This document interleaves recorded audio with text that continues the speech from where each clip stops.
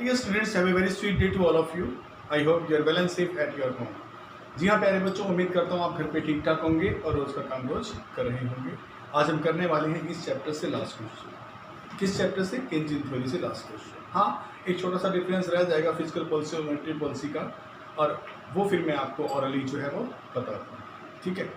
और आज हम पढ़ने वाले हैं मॉनेटरी पॉलिसी। जी हाँ, 12th इकोनॉमिक्स का केंजिन थ्योरी का जो एक वास्ट चैप्टर था, इसके अंदर 2-3 चैप्टर इंक्लूड थे, इसका आज लास्ट क्वेश्चन करने वाले हैं।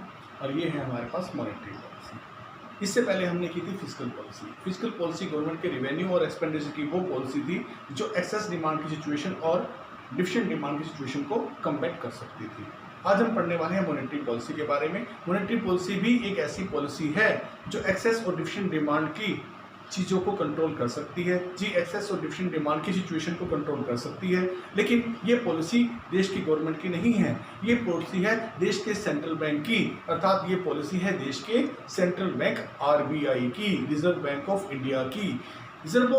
ये पॉलिसी जो है, इसमें आरबीआई के हाथों में होता है कि इन्फ्लेशन और डिफ्लेशन से कैसे लड़ना है, कैसे फाइट करनी है, कैसे उन्हें कम्बैट करना है, कैसे उन पर ओवरकम करना है। जी हाँ, ये जो पॉलिसी है इसमें इन्फ्लेशन और डिफ्लेशन को लड़ने के लिए 2 प्रकार के इंस्ट्रूमेंट दिए जाते हैं। फर्स्ट है आपके पास मात्रात्मक उपाय, यानी कि क्वांटिटेटिव मेजर्स। दूसरे प्रकार के होते हैं गुणात्मक उपाय। आप कहेंगे हिंदी में क्यों? क्योंकि मैं चाहता हूं कि ठहराव लेके आप समझें, इनमें फर्क है। क्वालिटेटिव मेजर 4 तो हैं हमारे पास,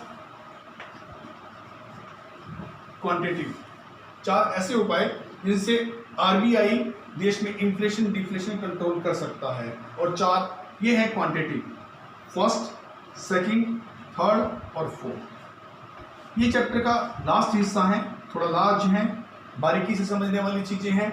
ये आपको बैंकिंग के चैप्टर में भी आना था और ये आपको यहाँ पर भी आया है। इन्फ्लेशन डिफ्लेशन से कैसे लड़ सकते हैं, ये क्वेश्चन बहुत इंपॉर्टेंट है। इनमें से कोई एक आया तो 3 नंबर का आएगा, 4 नंबर का आएगा।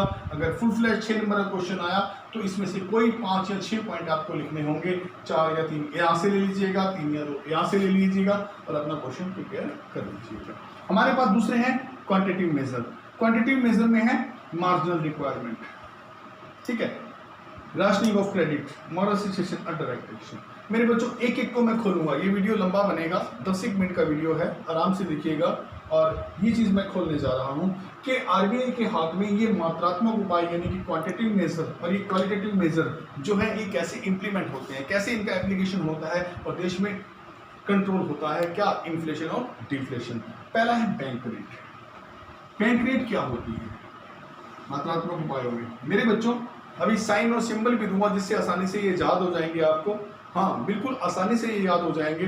तो मेरे साथ आपने रिवीजन करनी है। बैंक रेट वो रेट होती है जिस पर एक देश का सेंट्रल बैंक आरबीआई खुद अपने सबॉर्डिनेट बैंक यानी कि कमर्शियल बैंकों को जिस रेट पर उधार देगा। Bank rate refers to the rate in which RBI provides loans to the subordinate bank और द कमर्शियल बैंक।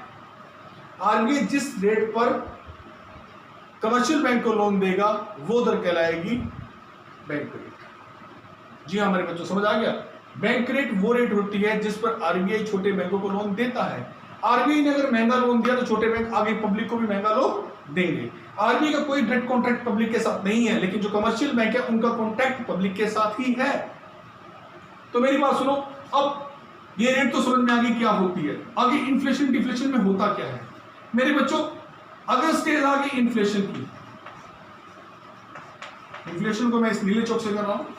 अगर देश में महंगाई की स्टेज है तो क्या करना चाहिए बैंक रेट के साथ? हम जानते हैं महंगाई देश में तभी है जब लोगों के हाथ में पैसा है, और हमें लोगों को और पैसा नहीं देना है। अगर और देंगे तो ये महंगाई इंक्रीज होती जाएगी, प्राइस हाइक होते जाएंगे जो प्रॉब्लम क्रिएट करेंगे। तो क्या करें बैंक रेट को? तो आरबीआई इस बैंक रेट को क्या कर देगा? हायर कर देगा। अगर आरबीआई ने इस बैंक रेट को हायर कर दिया तो लोन आपके क्या हो जाएंगे?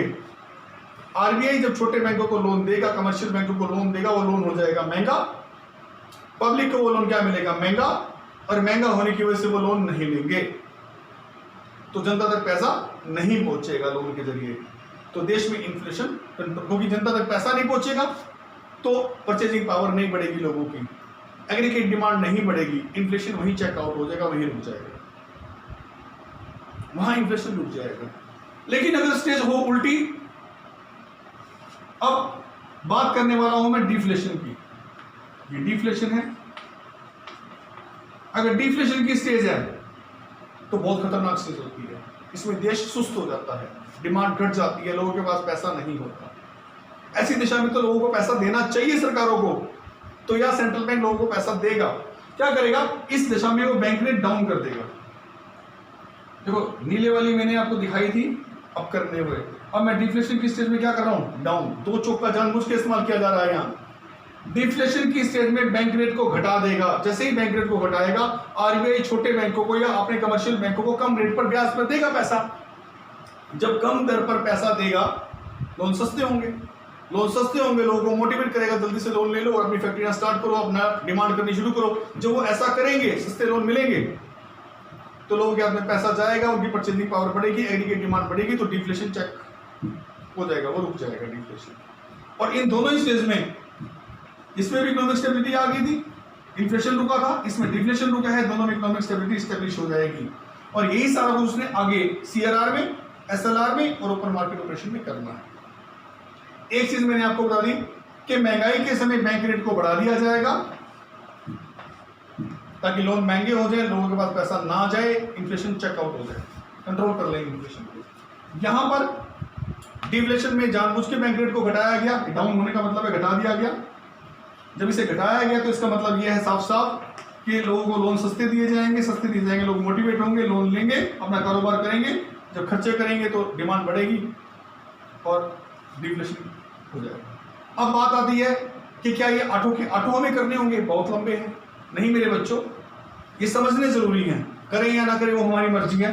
दूसरा आता हूं सीआरआर क्या है, कैश रिजर्व रेशियो। जब कोई व्यक्ति बैंक में पैसे जमा कराता है, मान लीजिए मैंने 1000 रुपये जमा कराए, बैंक उसको जमा करता है, लेकिन उस सारे के सारे पैसों को जनता को उधार नहीं देता है, आगे लोन पर नहीं देता है। उसमें से एक फिक्स परसेंटेज उसको अपने पास हमेशा रखनी पड़ती है, क्योंकि जिस व्यक्ति ने जमा किया हो सकता है वो लेने भी आ जाए। तो बैंक अपनी टोटल डिपॉजिट का एक फिक्स परसेंटेज अपने पास हमेशा हमेशा के लिए रखता है, और वो कहलाता है कैश रिजर्व रेशियो। मान लीजिए मैंने 1000 जमा की, बैंक ने 10% रख लिया, तो 100 रुपये अगर 1000 रुपये में से रख लेगा। ऐसे जितने कस्टमर डेली जमा कराएंगे, डेली जो कैश डिपॉजिट होगा उसका एक फिक्स परसेंटेज जो है बैंक अपने पास रखता है, और बाकी धनराशि को आगे लोन के लिए ले जाता है।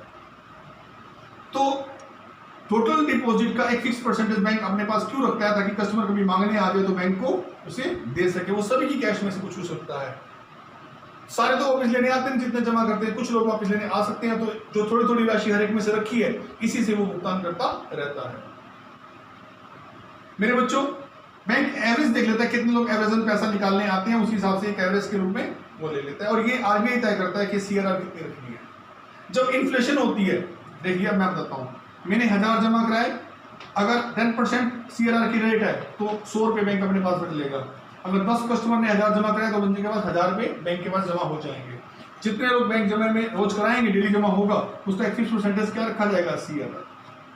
अगर देश में महंगाई की स्टेज है और बैंक नहीं चाहते लोगों के हाथ में पैसा जाए, तो आरबीआई इसको बढ़ाकर क्या कर देता है, 50% कर देगा।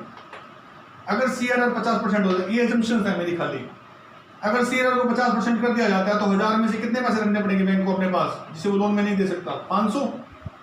या लोन के लिए अभी कितने गए थे, 900 रुपए गए थे, क्योंकि 1000 में से 100 रखे, 900 लोन के लिए तैयार है। लेकिन ये 1000 में से 500 रखे तो 500 लोन के लिए तैयार है, हो सकता है और भी बढ़ा दिया जाए। तो इन्फ्लेशन की स्टेज में आरबीआई सीआरआर को बढ़ा देता है। इन्फ्लेशन में जैसे ही सीआरआर बढ़ेगा, लोन कम जाएंगे, लोन महंगे होंगे, कम जाएंगे, लोग महंगे होंगे, फिर वही हालात, महंगे होंगे तो लोग नहीं लेंगे, बल्कि जिन्होंने लिया है वो भी वापस करेंगे। तो ऐसी अवस्था में इन्फ्लेशन कंट्रोल होता है। लेकिन अगर डिफ्लेशन की स्टेज है तो इसे 1000 रुपये में से घटाकर क्या किया जा सकता है, 5% किया जा सकता है, ताकि लोन ज्यादा से ज्यादा जाए। अब 5% रखेंगे तो 50 रुपये रखेंगे तो लोन कितना जाएगा, 950 का। कहाँ 500 और कहाँ 50।